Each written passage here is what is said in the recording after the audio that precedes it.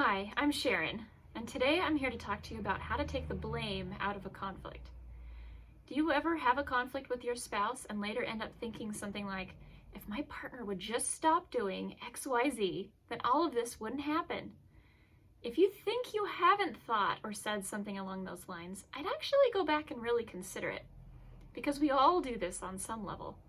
But regardless, doing it doesn't really help the situation, right? None of us have control over our partner's reactions. Fortunately, I have some good news for you. Whether you know it or not, you actually have a huge part to play in your conflicts. No, that's not bad news, because when you understand yourself and your impact on your partner, it gives you a whole new perspective that can reconnect you and your partner in those moments and afterward. Before I tell you more, I want to tell you a real-life example of how this happened to me just today.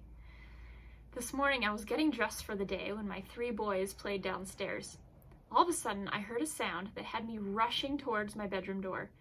I was really frustrated, and little did I know I was about to cause a scene that would have entirely been my own fault.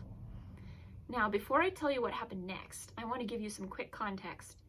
My youngest son, a 3-year-old, has a 3-year-old voice, which means his voice is high and squeaky, and a lot of the time it's used for whining or crying about something he wants.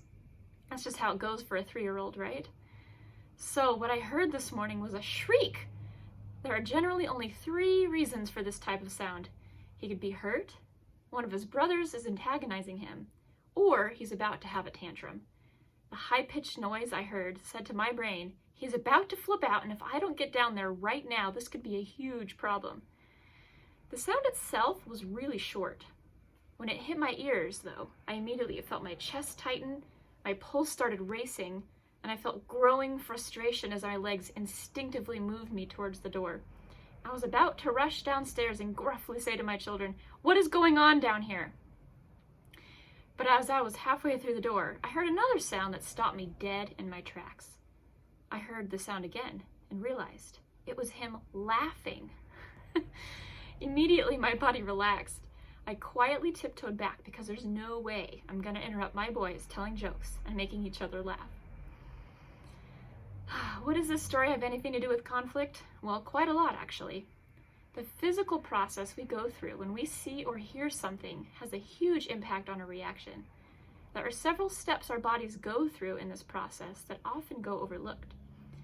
When an interaction ends in an argument, we tend to blame the behavior or the trigger and forget that there are other things at work here too. In therapy with couples, I try to help people slow down and recognize the internal process they go through during a conflict. This helps them understand there's more than one way to slow a fight down. They can help their bodies relax, recognize their thoughts that maybe aren't true about the situation, and actually help their emotion to propel them into a connection with their partner instead of into conflict. To get more specific, here's exactly what happens within us during a conflict. First, there's a trigger. You picked up on a sight, a sound, a smell. These cues vary and are based on our history of experiences both from childhood and adulthood. As a mom, I'm constantly aware of triggers in my environment related to my kids. I'm also acutely aware of my husband's cues, his breathing, his body posture, his voice tone. I'm aware of these in a way that other people aren't, because I've known him long enough and those things matter to me. But by definition, triggers inherently aren't good or bad. They're just signs or clues. But second, after we pick up on a trigger, we experience a bodily response. You might notice the tightening of your muscles or your heart racing. Personally, I tend to feel a pit in my stomach and an adrenaline rush in my chest. This body response happens instinctively. If we were in a dangerous situation, it would be very helpful to get tensed up and ready to fight or run away. Our bodies don't register the difference between a physical danger and an emotional one, though. We react the same way in either situation. All right, next, the thoughts finally arrive at the scene. I need to stop this. Not again. I'm not loved. I'm not important. These thoughts are the way we make sense of the situation and the conflict. These thoughts aren't always accurate or true. They're also based on our history and our experiences.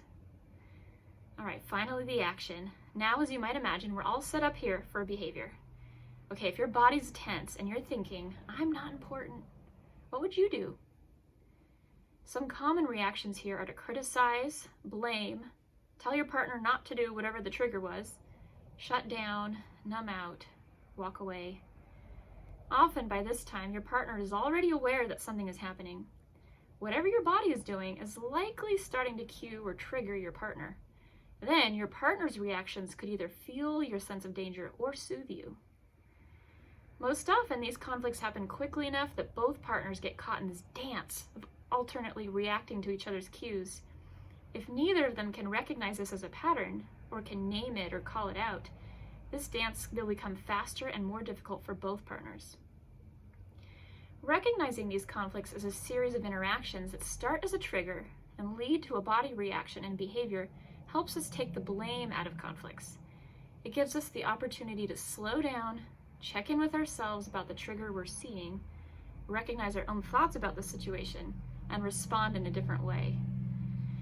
If your partner is showing you signs of frustration, distress, or being checked out, do you really know what those signals mean?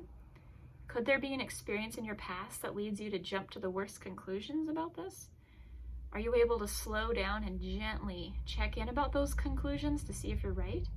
Or if it's not the right moment for that, can you soothe yourself just for a moment and come back to it when it is a better time? Even just the act of slowing things down can help a lot. Going back to my story about my kids, I'm learning to take a beat and slow myself down when I hear sounds or things that I tend to react to. Often my reactions are faster than my brain. And even my thoughts can move so quickly that I forget I'm making assumptions about what I'm seeing or hearing. So just recognizing this helps me stay a bit calmer. What do you think? Do you recognize this pattern happening inside yourself during conflicts? I hope this helps you take the blame out when you do get caught and helps you have some new conversations with your partner about this. All right, I'll see you next time.